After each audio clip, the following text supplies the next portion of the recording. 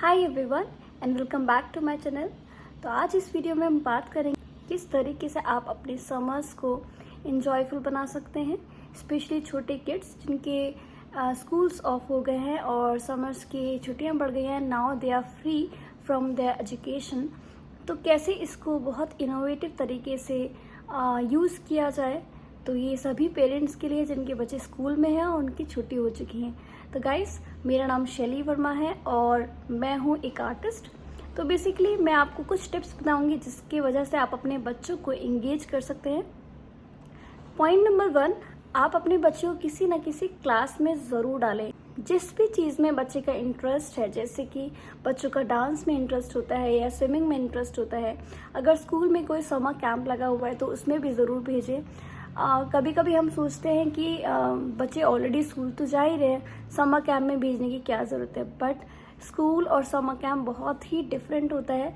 मैं खुद बहुत अच्छे स्कूल से पास आउट हूँ और मेरे को बहुत स्कूल की मदद से बहुत ज़्यादा मुझे हेल्प मिली अपने करियर को सेट करने में, बिकॉज स्कूल में जितने भी टीचर्स थे बहुत ही क्रिएटिव हुआ करते थे एंड समर कैंप ज्वाइन करने की वजह से मेरे अंदर और क्रिएटिविटी आ जाया करती थी।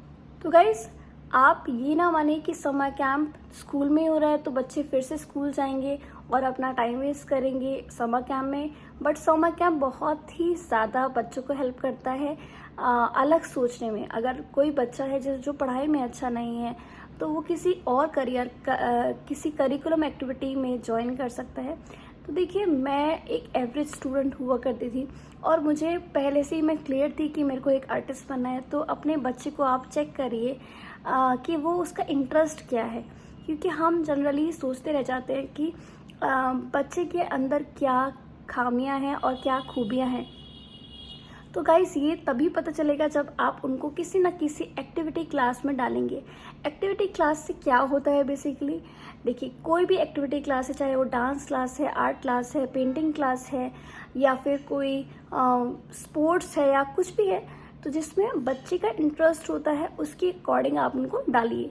अगर नहीं भी इंटरेस्ट है तो आप देखिए कि किस चीज़ में उसका इंटरेस्ट आ रहा है। आप डालेंगे किसी क्लास में तभी तो पता चलेगा आपको कि किस चीज़ में उसका इंटरेस्ट है। जनरली बच्चे और बड़े, आई थिंक मैंने काफ़ी लोग देखे हैं अपनी फैमिली में भी जिनको अभी तक आइडिया नहीं है, वो इस बात के बारे में बात करते हैं कि उनको कोई आइडिया नहीं कि what is there purpose in their life. तो ये जो एक्टिविटीज़ होती है, इस तरह की एक्टिविटीज़ से पता चलता है कि हमारे अंदर क्या टैलेंट है।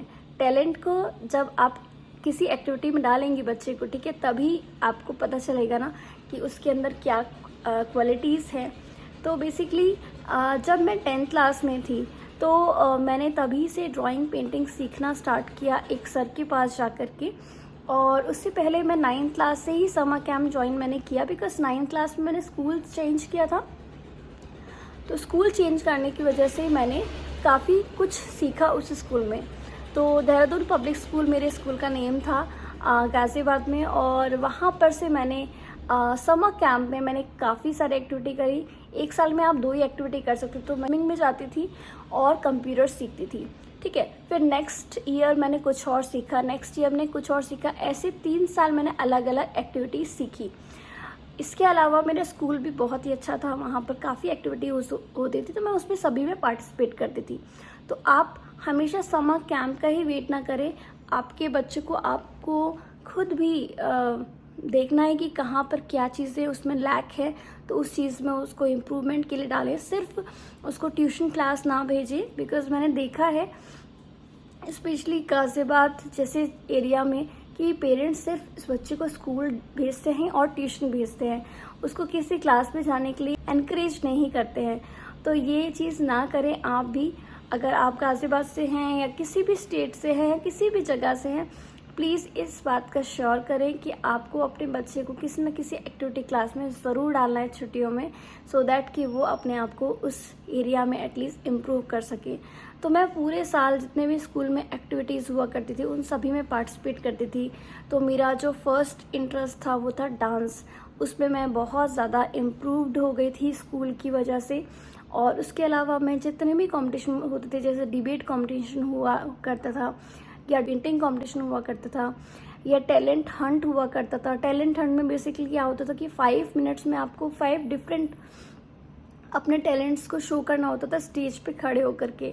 तो मैंने काफ़ी सारी चीज़ें करी। मैंने मेहंदी लगाई हुई थी अपने हाथों में, तो मैंने मेहंदी दिखाई, मैंने डांस किया 1 मिनट में, 1 मिनट मैंने सॉन्ग गाया, 1 मिनट मैंने एक ड्राइंग बना के दिखाई, 1 मिनट मैंने कोई और एक्टिविटी करी।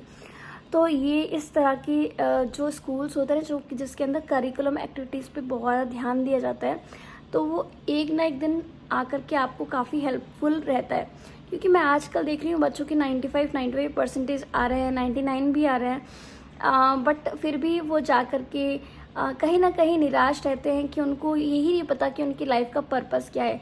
वो अच्छे मार्क्स तो ले आते हैं, या फिर वो अच्छे नंबरों से पास तो हो जाते हैं, या फिर वो कुछ अच्छा बन तो जाते हैं, लेकिन उसके अलावा उनको पता ही नहीं होता है कि उनको लाइफ में करना क्या है। वो सिर्फ एक जॉब में रह जाते हैं।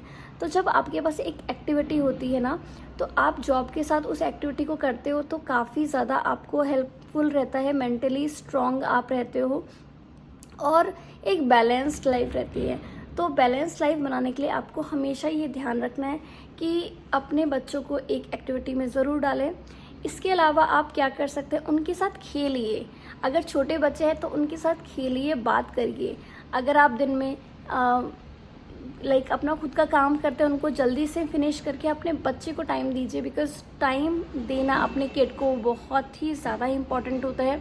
अगर आप सिर्फ और सिर्फ स्कूल के ऊपर डिपेंडेंट रहेंगे या फिर ट्यूशन्स के ऊपर डिपेंडेंट रहेंगे कि वहीं पर ही बच्चा पूरा ग्रो कर ले, ऐसा नहीं होता है। मेरी खुद की एक सिस्टर है जो कि बहुत ही ज़्यादा अपने किड के ऊपर ध्यान देती है, और मैं रिसेंटली उनसे मिली और मैंने देखा कि वो 1.5 ईयर की उनकी डॉटर है, और वो बहुत ज़्यादा एक्टिव एंड बहुत ज़्यादा मॉम के साथ उसका जो रिलेशनशिप है, उसका खुद की मॉम के साथ जो रिलेशनशिप है बहुत स्ट्रॉन्ग है। जो मम्मा बताती हैं वो ओबे करती है। और अभी से 1.5 ईयर का बच्चा अगर इंग्लिश में बोल पा रहा है और पूरी बुक उसको याद है, सारी पोएम्स उसको याद है, तो आप खुद देख सकते हैं, खुद सोच सकते हैं कि उसकी मदर उसके ऊपर कितना ध्यान दे रही है। तो गाइस, अगर आपका भी एक न्यू बॉर्न बेबी है तो आप उसके ऊपर काफ़ी ज़्यादा ध्यान दीजिए, बिकॉज आप छोटे से छोटे बच्चे को काफ़ी कुछ सिखा सकते हैं। 3 इयर्स तक बच्चे का माइंड डेवलप हो जाता है, ठीक है। तो वो कैसे होता है, जब आप उनके साथ खेलेंगे, बातें करेंगे, कम्युनिकेट करेंगे और उसको चीज़ें सिखाएंगे, बुक्स पढ़ाएंगे या खेल खेल में उनको सिखाएंगे, तो ही बच्चा सीख पाएगा, राइट। तो गाइस, ये मैंने जो पॉइंट्स बताए आपको आई होप बहुत हेल्पफुल रहे होंगे। और मिलते हैं नेक्स्ट वीडियो में। बहुत जल्दी मैं न्यू वीडियो लेकर के आने वाली हूँ।